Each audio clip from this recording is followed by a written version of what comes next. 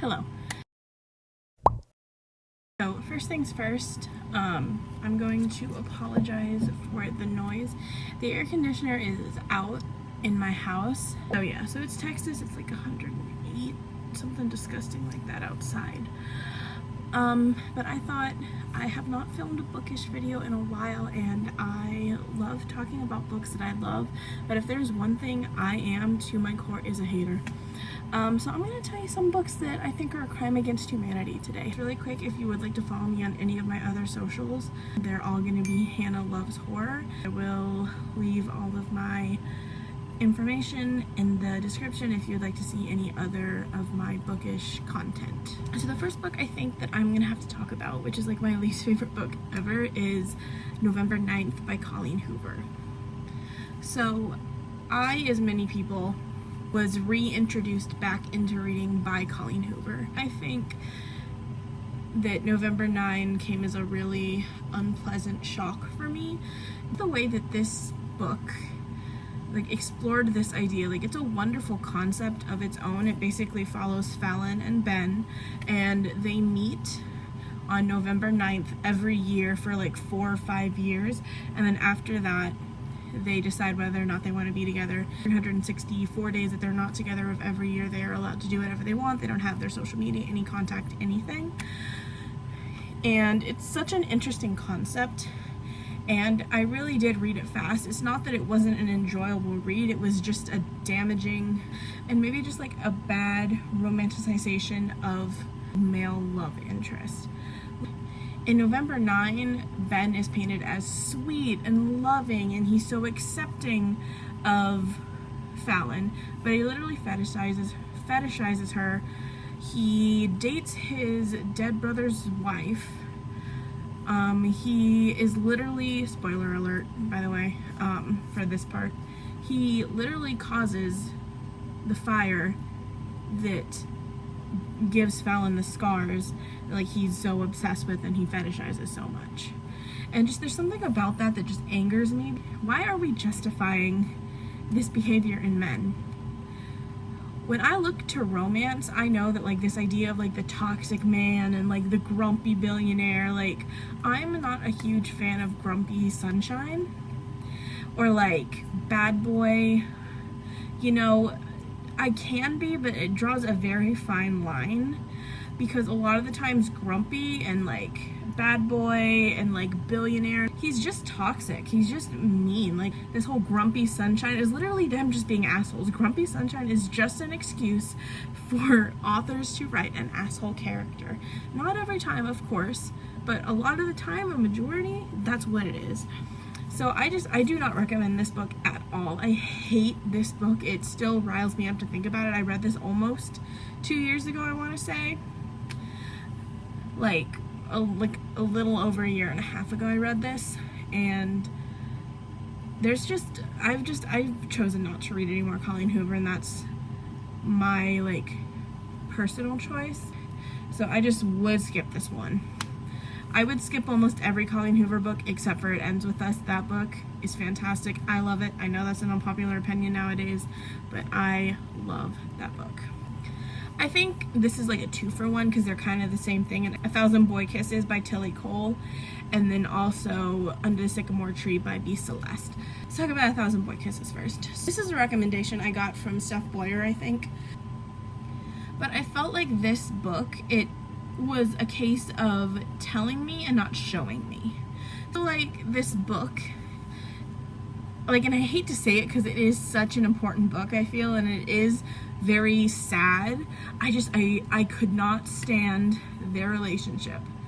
I couldn't stand two things. The way that Rune spoke about other women, and nobody brings this up, I feel it's another of she's not like other girls or whatever, she's a slut, she's a hoe, just that fucking stupid, misogynistic, sexist, slut-shamey fucking stuff that is so prevalent in young adult, I feel. I think we've kind of strayed away from that in the last 3 or 4 years, but it is so prevalent in a lot of young adult books, young adult whatever. but I felt like I didn't see a connection to them, and like chapter 8 is like 50 pages long. Like, it could have been shortened, and I feel like if it was, it would have packed a punch, but they're just constantly saying, oh, I love you, oh, I love you, oh, I love you, oh, I love you, and I'm not seeing anything. I'm not feeling anything. Like, I was devastated when the ending happened. I could not feel anything for them, and it got to a point where, like, it was so fanficky, but, like, and it was adorable, don't get me wrong, but it was annoying. I'm gonna just put it bluntly, it was an annoying book. Now I'm gonna switch gears to Under the Sycamore Tree. Incest, they're step siblings, that's basically what it is. But I felt like it was so weird that, like, everybody, their parents, like, their married parents were saying, like, oh yeah, get together, it's fine, you know, like, whatever, like, you guys smile at each other, like, you guys love each other. And I'm just like, y'all are related, y'all are step siblings, this is incestual. And it was just, oh god, I was like, and like, if they had been like just best friends, like, they did not have to be step siblings, but whatever. So I donated that book. Another series, I guess, is the Ravenhood series. I read the first one, and I read about 50% of the second book. It was Flock and Exodus. I hated these books because it's just a lot of like, oh, I'm sick and I love, and like, it was like a polygamous book, I guess. It follows Cecilia, Sean, and Dominic. And, like, they're, like, best friends, but they're, like, sharing, and it's, like, a lot of...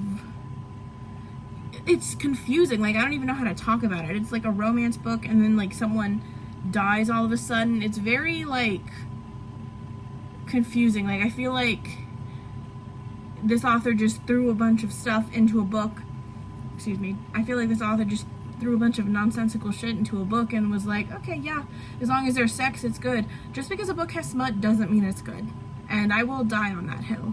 It was kind of rated with chauvinism and sexism, and just like, I didn't really like the way that, like, she was like, oh, I'm not like other girls. I hate that shit. I hate that shit. And also it came out that Kate Stewart is a racist who says a specific slur in one of her books. So you can cut me out with that shit. And I think the last book that I will talk about is gonna be Birthday Girl by Penelope Douglas. Now look, I'm not against an age gap in a book. I think that if it is not so much focused, like, I feel like if it's an age gap, yes, and you know it's an age gap, that's like one thing. But I feel like if they have common interests and they like genuinely like gel together and they love each other and they care about each other, then like that's another thing.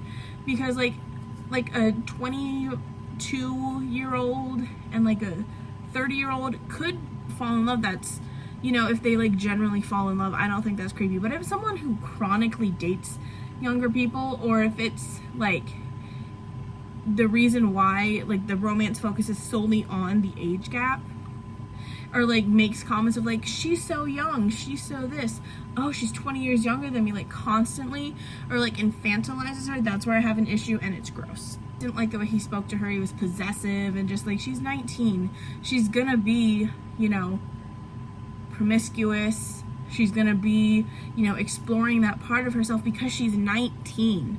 The girl just did not do it for me.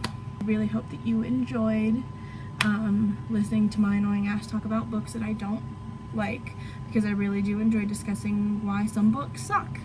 Doesn't mean the authors suck, doesn't mean you suck if you like it. Just we all have different tastes, and that's the fun of reading.